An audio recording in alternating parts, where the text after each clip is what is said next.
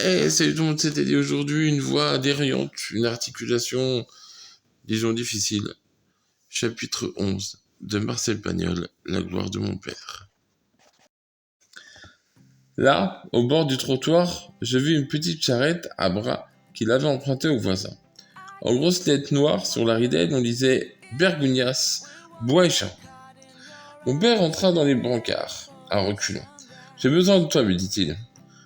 Pour serrer la mécanique, quand nous descendrons la rue Tivoli. Je regardais au loin cette rue qui montait vers le ciel par une pente de toboggan. Mais, papa, lui dis-je, elle monte la rue Tivoli. Oui, dit-il. Maintenant, elle monte. Mais je suis presque sûr qu'au retour, elle descendra. Et au retour, nous serons chargés. Pour le moment, installe-toi sur le charton. Je pris place au beau milieu du plateau, pour en assurer l'équilibre. Ma mère, derrière la grille bombée de la fenêtre, nous regardait partir. Surtout, dit-elle, prenez garde au tramway. Sur quoi mon père, pour exprimer sa confiance, poussa un joyeux hennissement, lança 2 petits ruauds et partit au galop vers l'aventure. Bah oui, vu que c'est une charrette à bras, ça veut dire pas de chevaux. Non mais j'explique pour les plus longs. Nous nous arrêtâmes au bout du boulevard de la Madeleine, devant une boutique noirâtre. Elle commençait sur le trottoir, qui était encombré de meubles hétéroclites, autour de très vieilles pompes à incendie à laquelle était accroché un violon. Le maître de ce commerce était très grand, très maigre et très sale. Il portait une barbe grise et des cheveux de troubadour sortaient d'un grand chapeau d'artiste. Son air était mélancolique et il fumait une pipe en terre.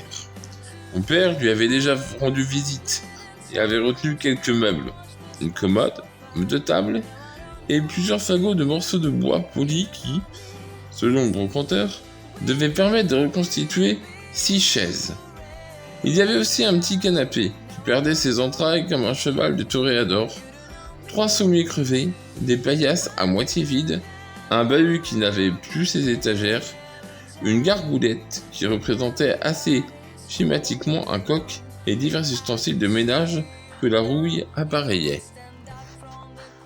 Le brocanteur nous aida à charger tout ce fourniment sur la charrette à bras qui avait laissé tomber une béquille, comme font les ânes au printemps. Le tout fut arrimé avec des cordes qu'un long usage avait rendues chevelues, puis on fit les comptes. Après une sorte de méditation, le brocanteur regarda fixement mon père et dit « Ça fait 50 francs. »« Oh oh !» dit mon père. « C'est trop cher. »« C'est cher, mais c'est beau, dit le brocanteur. La commode est d'époque. » Il montrait du doigt cette ruine vermoulue. « Je le crois volontiers, dit mon père. Elle est certainement d'une époque, pas de la nôtre. » Le brocanteur prit un air dégoûté et dit « Vous aimez tellement le moderne ? Ma foi, dit mon père, je n'achète pas ça pour un musée, c'est pour m'en servir. » Le vieillard parut attristé par cet aveu. Alors, dit-il, ça ne vous fait rien de penser que ce meuble est peut-être vu la reine Marie-Antoinette en chemise de nuit. D'après son état, dit mon père, ça ne m'étonne pas qu'il ait vu le roi Hérode en caleçon. D'où l'expression c'est vu comme Hérode.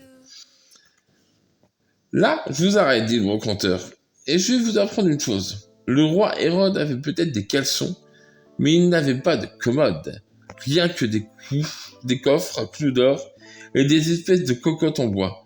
Je vous le dis parce que je suis honnête. Je vous remercie, dit mon père. Et puisque vous êtes honnête, vous me le faites de tout à 35 francs. Le brocanteur nous regarda tour à tour, hocha la tête, et avec un douloureux sourire déclara « Ce n'est pas possible, parce que je dois 50 francs à mon propriétaire qui vient encaisser à midi. » Alors, dit mon père, indigné, « Si vous lui deviez 50 francs, vous oserez me les demander. Il faudrait bien. Où voulez-vous que je prenne... Remarquez que si je devais que 45 francs, je vous demanderais 40. Si je vous devais 30, ça serait 30. Dans ce cas, dit mon père, je ferais mieux de revenir demain, quand vous l'aurez payé, et que vous ne lui devrez plus rien. Ah, maintenant, ce n'est plus possible, s'écria le brocanteur. Il est 11 heures juste. Vous êtes tombé dans ce coup-là. Vous n'avez plus le droit d'en sortir. D'ailleurs, je reconnais que vous n'avez pas eu la chance de venir aujourd'hui. Mais quoi? À chacun son destin. Vous êtes jeune et frais. Vous êtes droit comme un i. Et vous avez 2 yeux superbes. Tant qu'il y aura des bossus et des borgnes, vous n'aurez pas le droit de vous plaindre. C'est 50 francs. Bien, dit mon père. Dans ce cas, nous allons décharger ces débris. Et nous irons nous servir ailleurs. Petit, détache tes cordes. Le brocanteur me retint par le bras en criant « Attendez !» Puis il regarda mon père avec une tristesse indignée. Secoua la tête et me dit « Comme il est violent !» Il s'avança vers lui et parla solennellement. « Sur le prix, ne discutons pas. C'est 50 francs, mais possible de le raccourcir. Mais nous pouvons peut-être allonger la marchandise. » Il entra dans sa boutique. Mon père me fit un clin d'œil triomphant et nous le suivîmes. Il y avait des remparts d'armoires, des miroirs lépreux, des casques, des pendules, des bêtes empaillées. Il plongea son bras dans le fouillis et en retira divers objets. Premièrement, dit-il, puisque vous aimez le moderne, je vous donne en plus cette table de nuit en toile émaillée et ce robinet col de cygne nickelé par galvanoplastie. Vous ne diriez pas que ce n'est pas moderne. Deuxièmement, je vous donne ce fusil arabe démasquiné. Ce n'est pas un fusil à pierre, mais à capsule. Admirez la longueur du canon.